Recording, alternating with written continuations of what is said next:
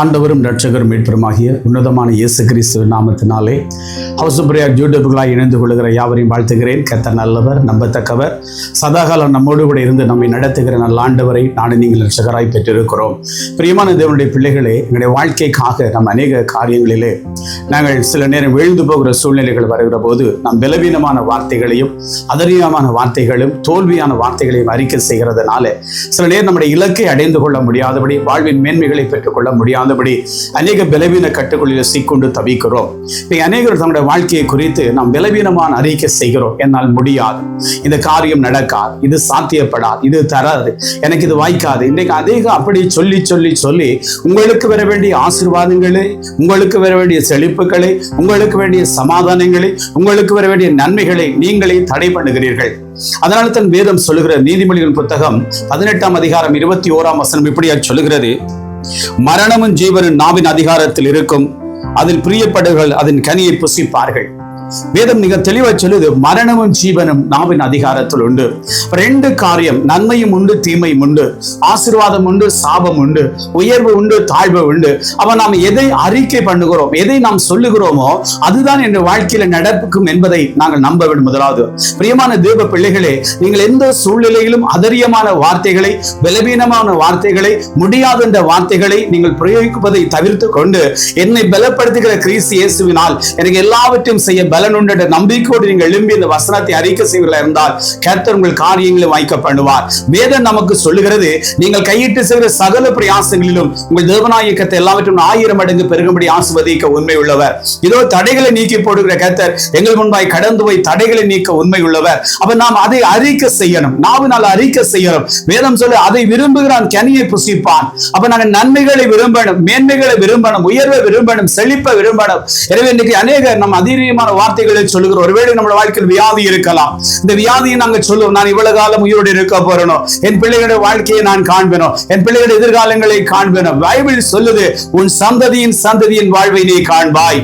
ஆமென். அந்த நம்பிக்கை நீங்க அறிக்கை செய்யுங்க. அந்த நம்பிக்கை நீங்க இடைவிடாத சொல்லுங்க. கடன் மறையும், துன்பங்கள் மறையும், அறிக்கை செய்யுங்க. வேதம் சொல்லுது, ஜீவனும் மரணம் நாவின் அதிகாரத்தில் உண்டு. அப்ப நம்ம அதை அறிக்கை செய்யணும், நாவின் அதிகாரத்தை அறிக்கை செய்யுங்க. ஆண்டவரே, என்னுடைய கடன் எல்லாம் மறையும், என் கண்ணீர் எல்லாம் துடைக்கப்படும், எனக்கான வீடுகள் கட்டப்படும், எங்கள் துன்பங்களும் மாறும். அப்ப நீங்க அறிக்கை செய்து அதை பெற்றுக்கொள்ளும்படி தேவன் விரும்புகிறார். எனவே அதை அந்த நன்மைகளை நான் புசித்துக் கொள்ள வேண்டுமாயிருந்தால், நன்மையை நாம் சுதந்திரித்துக் கொள்ள வேண்டுமாயிருந்தால், ஆசீர்வாதத்தின் மேன்மைகளை நான் பெற்றுக்கொள்ள வேண்டுமாயிருந்தால், என் வாயிலிருந்து புறப்படுகிற வார்த்தைகள் அதரியமான வார்த்தைகளா இருக்கக்கூடாது, தோல்வியான வார்த்தைகளா இருக்கக்கூடாது, முடியாத என்ற வார்த்தை இருக்கக்கூடாது. சொல்லுறாய், என்னால் தேவனால் முடியும், அவர் சகலவற்றையும் செய்ய வல்லவர். வேதம் சொல்லுது, தேவன் சகலவற்றையும் செய்ய வல்லவர். அவர் செய்ய நினைக்கிற ஒருபோது ஒரு நாளும் தடைப்படாது. பிரியமானவர்களே, இனிமேலும் கூட வாழ்க்கையின் சூழ்நிலைகளை பார்த்து அதரியமான வார்த்தைகளை சொல்லி, தோல்வியான வார்த்தைகளை சொல்லி, பலவீனமான வார்த்தைகளை சொல்லி அதற்குள் நீங்கள் கட்டுண்டு இருக்காதபடி நன்மைகளை கொண்டு வர வார்த்தையில் அறிக்கை செய்யுங்க.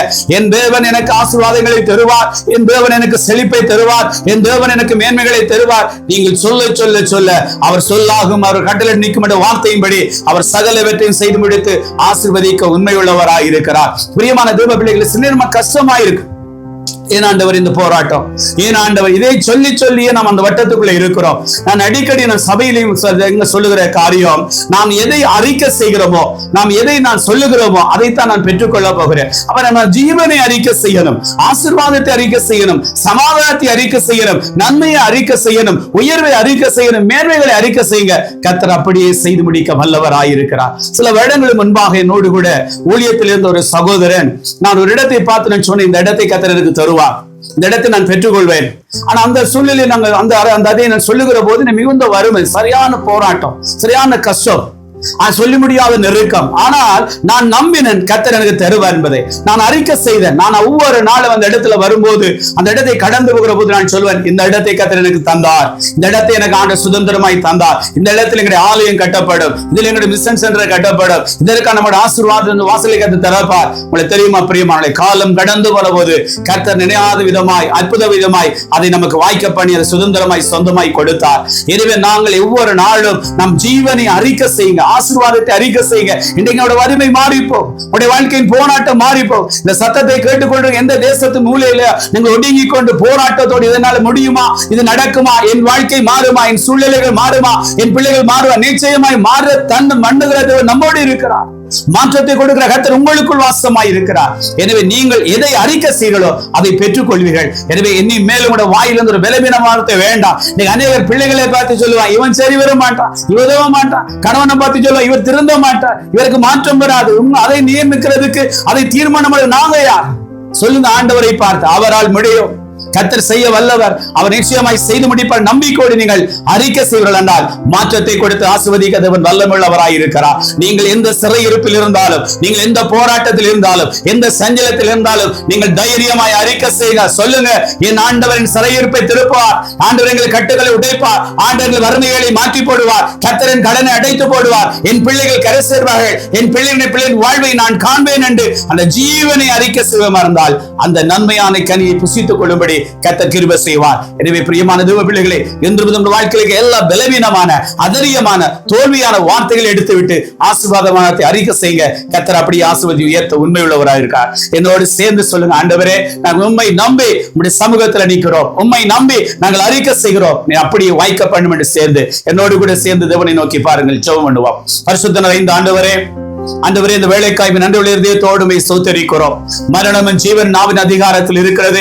அது விரும்புவன் கனியை புசிப்பாண்ட வார்த்தையின்படி ஆண்டவரே நாங்கள் நன்மைகளை விரும்புகிறோம், உயர்வுகளை விரும்புகிறோம், செழிப்புகளை விரும்புகிறோம், ஆசீர்வாதத்தை விரும்புகிறோம், ஆண்டவரே சுகத்தை விரும்புகிறோம். சகல ஜனங்களை பார்க்கில் இந்த பூமியிலே நாங்கள் கீர்த்தியாய் புகழ்ச்சியாய் இருக்கத்தக்கதாய் தேவன் நீர் கிருபை பாராட்ட வேண்டும் நம்புகிறோம். அந்த வார்த்தையின்படி தகப்பனே, இந்த இடத்துல யாரெல்லாம் அதிரியத்தோடு, தோல்வி மனப்பான்மையோடு, பலவீனத்தோடு போராடி கொண்டு இருக்கிறார்களோ, என்னை பலப்படுத்துகிற என் கிறிஸ்து இயேசுவினால் எனக்கு எல்லாவற்றையும் செய்ய பலனுள்ள வார்த்தையின்படி உம்முடைய பிள்ளைகளை பலப்படுத்துவீராக, ஆசீர்வதிப்பீராக. முடியாது நினைத்த சகல காரியங்களையும் உம்முடைய பிள்ளைகளை கொண்டு முடிவைத்து நீர்வர்களோடு இருக்கிறேன் என்று ஆண்டவரே உம்மை காண்பித்துக் கொடுக்கும்படியாக ஜெபிக்கிறோம். ஆண்டவரே, தேசத்தில் ஏதோ ஒரு மூலையில் இருந்து என்னால் ஒன்று முடியலையே, என் வாழ்க்கையில் ஒன்று நடக்கலையே, எனக்கு ஒன்று கிடைக்கலையே என்று போராடி கொண்டிருக்கிற சகோதர வாழ்க்கையில உம்முடைய நன்மைகள் உண்டாயிருக்கட்டும், உம்முடைய செழிப்புகள் உண்டாயிருக்கட்டும், உம்முடைய மேன்மைகள் உண்டாயிருக்கட்டும். சகல தடைகளை உடைத்து அந்த காரியங்களை வாய்க்கப்படி ஆசீர்வதித்துக் கொள்ளும்படி ஆண்டவரும் இரட்சகர் மீட்பருமாகிய உன்னதமான இயேசு கிறிஸ்துவின் திருக்கரங்களிலே தாழ்த்தி ஒப்புக் கொடுக்கிறோம்